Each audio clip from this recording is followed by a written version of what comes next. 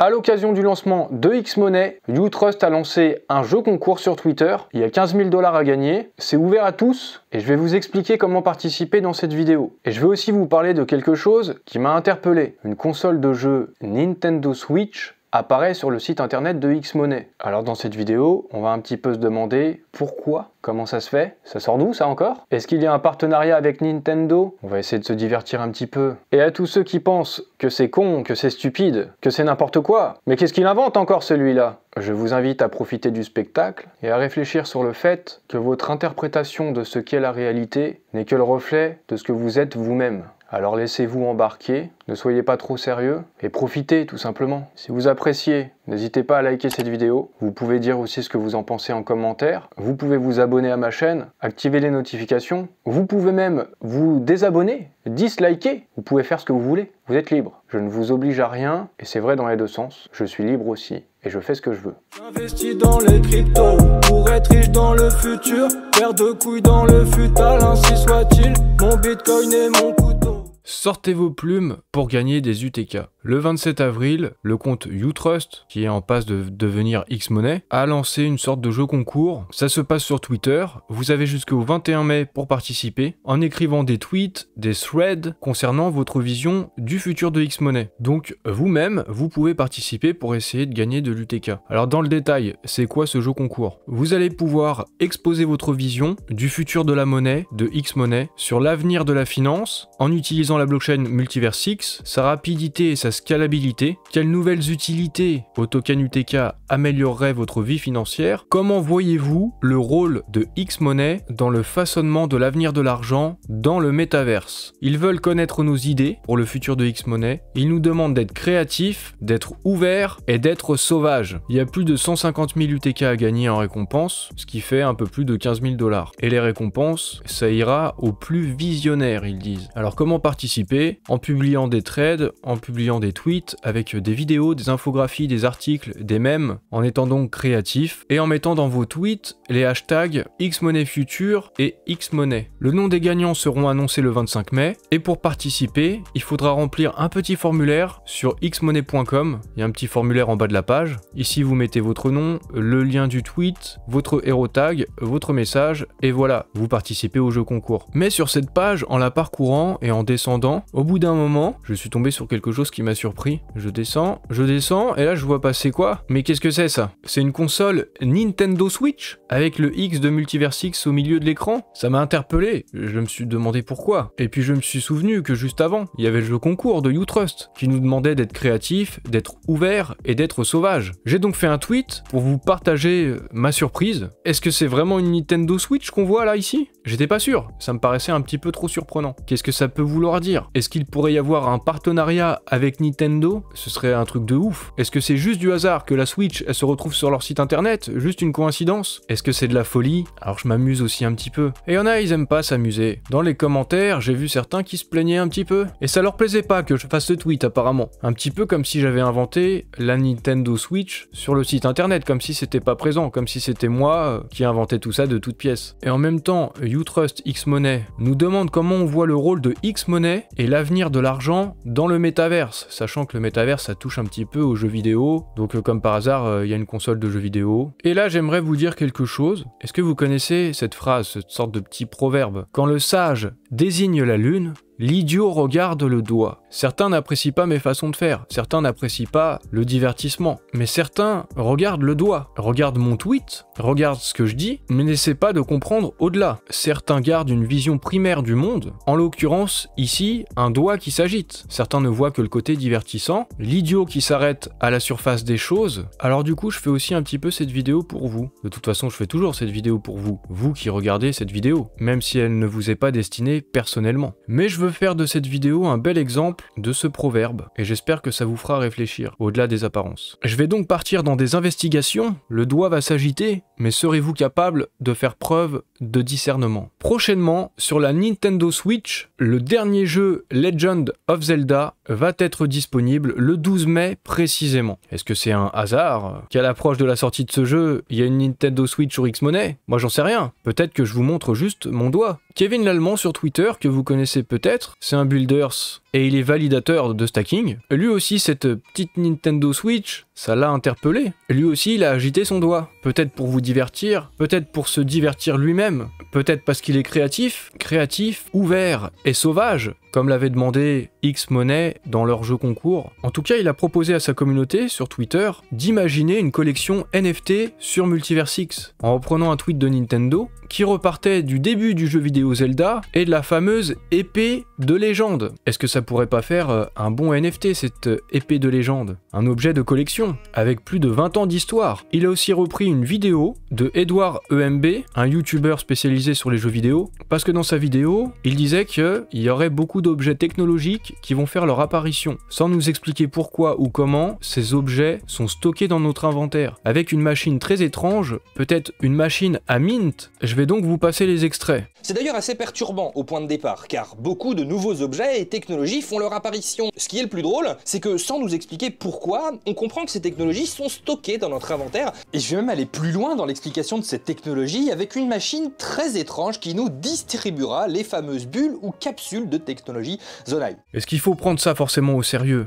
Ou juste laisser place un peu à son imagination, sans forcément vouloir trancher et savoir si c'est vrai ou si c'est faux. Il n'y a rien d'absolument vrai et d'absolument faux. Il y a des choses qui sont plus ou moins possibles et d'autres non, mais c'est encore à l'appréciation de chacun. D'ailleurs, Kevin Lallemand se prend pas forcément au sérieux. Il dit même qu'il a trouvé la chaîne de blocs avec ce personnage-là, dans Zelda. Donc évidemment, ça c'est pas forcément très sérieux. On n'est pas obligé de regarder le doigt, voilà. Il y a des étoiles aussi, il n'y a pas que la lune, vous pouvez faire un vœu. Et moi aussi sur mon tweet, j'ai tagué EMB, le youtubeur spécialisé sur les jeux vidéo, parce que ça pourrait peut-être l'intéresser, hein. Une console Nintendo Switch sur X-Money, sachant que EMB s'intéresse à l'univers de Multiversix. Et je lui ai dit, je crois savoir que Nintendo n'hésite pas à faire des procès quand leur image de marque est exploitée. En effet, il y a eu de nombreux cas précédents. Par exemple là, il y avait une compagnie qui faisait du karting avec des déguisements qui ressemblaient beaucoup à l'univers de Nintendo. Ils se sont pris un procès de la part de Nintendo et ils ont dû verser en dommages et intérêts 475 000 $. J'ai vu aussi d'autres cas, Nintendo qui s'attaque à du fan art, c'est-à-dire à des inspirations de la part des fans qui reprennent des personnages de jeux vidéo de Nintendo. Ils se prennent aussi des procès et Nintendo fait beaucoup de procès comme ça. Donc est-ce que Multiversix, Utrust, X-Money, est-ce qu'ils vont bientôt aussi se prendre un procès pour avoir utilisé l'image de la Nintendo Switch sur leur site internet? Ou est-ce que c'est fait avec l'accord de Nintendo parce qu'il y aurait un partenariat? En plaisantant, j'ai dit que dans les deux cas, Multiversix allait avoir de la visibilité, que ce soit un partenariat ou un procès. Et d'après EMB,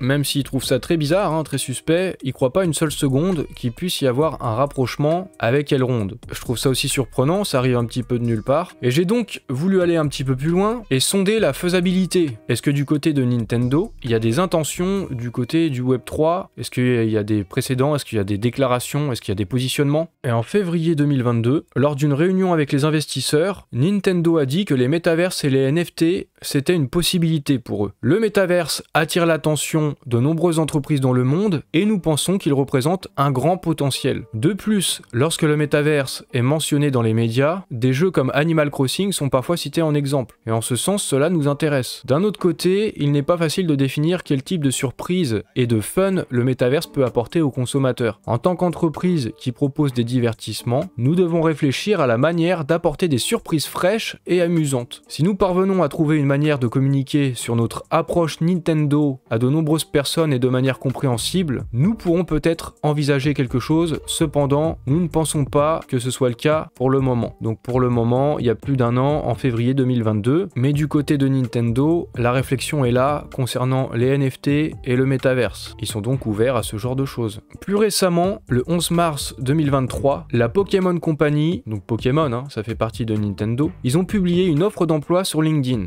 à un poste de Corporate Development. Et dans l'intitulé du poste, il est demandé une connaissance et une compréhension approfondie du Web3, y compris les technologies blockchain et NFT et ou du métaverse. Cette confirmation de l'intérêt de Nintendo pour le Web3, ça a pu décevoir aussi quelques fans de Nintendo. Dans le monde du jeu vidéo, c'est aussi assez mal perçu par une part des joueurs. Les NFT, la crypto, donc ils doivent y aller doucement. Mais du coup là c'est complètement confirmé, ça les intéresse. Et j'ai essayé de chercher un petit peu plus et je suis tombé sur Crypto is Dead, un jeu vidéo vendu sur la Nintendo Switch pour un petit peu moins de 8$. C'est dans un monde dans lequel les cryptos c'est devenu la monnaie pour tout le monde, et il y a une attaque 51, ça entraîne une paralysie mondiale de l'économie. Du coup, pour remédier à ce problème et remettre le système sur les rails, la banque centrale décide de remettre en circulation l'ancienne monnaie physique, les billets à l'ancienne. Donc le jeu, ça va être là, vous êtes avec vos petits billets, vous allez compter à l'ancienne. Voici votre bureau, et c'est un petit jeu où vous gérez votre comptabilité dans un monde où la crypto s'est écroulée. Bon, c'est pas bien significatif tout ça dans mes recherches. Donc j'ai poursuivi et j'ai vu qu'il y avait un autre jeu qui était à la vente sur la Nintendo Switch pour 4,99€, Crypto Mining Simulator. Et comme son nom l'indique, c'est un jeu vidéo dans lequel on fait du mining, on a des ASICs, on met au point notre installation et on fait du mining comme ça. Donc c'est une simulation. Alors c'est un peu mince quand même comme lien entre les cryptos, le Web3 et Nintendo. Cependant, quand on descend en bas de la page, dans les petites notes fournies par l'éditeur, on peut lire que le paiement du jeu sera effectué avec du crédit Nintendo eShop enregistré sur le compte Nintendo. Alors moi j'ai pas de Switch, donc je me suis un petit peu renseigné et voir qu'est-ce que c'était. Le eShop, c'est une sorte de store. C'est là qu'on peut acheter les jeux. Et pour ce faire, il faut approvisionner son compte afin de procéder au paiement. On va rajouter des crédits via carte bancaire, via carte prépayée ou via PayPal. Et c'est là où je me dis, pourquoi pas avec X-Money? Après tout, c'est une solution de paiement en monnaie fiat, en crypto. Et je me souviens qu'à plusieurs reprises, Benjamin Minkou a répété qu'il y avait encore des partenariats stratégiques qui n'avaient pas été révélés. Donc je suis ouvert à la possibilité, sans pour autant affirmer que c'est le cas. Et dans cette vidéo, j'explore un petit peu le champ des possibles. J'agite mon doigt un peu partout. Après, c'est à vous d'essayer de comprendre ce qui a de l'importance ou ce qui n'en a pas, ou ce qui en a moins. Ou peut-être ce qui en a moins, ça donne de l'importance à d'autres choses aussi, parce qu'en fait, tout ça, c'est un ensemble, c'est un contexte. Et tout part simplement du fait, parce que c'est bien un fait, qu'il y a une Nintendo Switch sur le site internet de X-Money. Par contre, est-ce que ça veut dire forcément quelque chose? En continuant de chercher, je me suis aperçu que depuis l'été 2020, il y avait déjà eu la Nintendo Switch qui avait été représentée par Utrust dans une vidéo. La vidéo que voici, c'est assez furtif, une révolution qui démarre ici, et voilà, hein, je vous dis, c'est vraiment furtif. Mais donc je sais pas si du côté de Utrust, ils ont une passion particulière pour Nintendo, comment ça se fait que ça se répète, est-ce qu'on peut utiliser comme ça les images d'autres marques, d'autres entreprises, pour les inclure dans notre communication? Est-ce qu'on a le droit de faire ça? Peut-être que parmi vous, il y a des experts du droit à l'image. Finalement, ce serait pas la première fois que Utrust fait ce genre de choses, hein, utiliser l'image d'autres entreprises,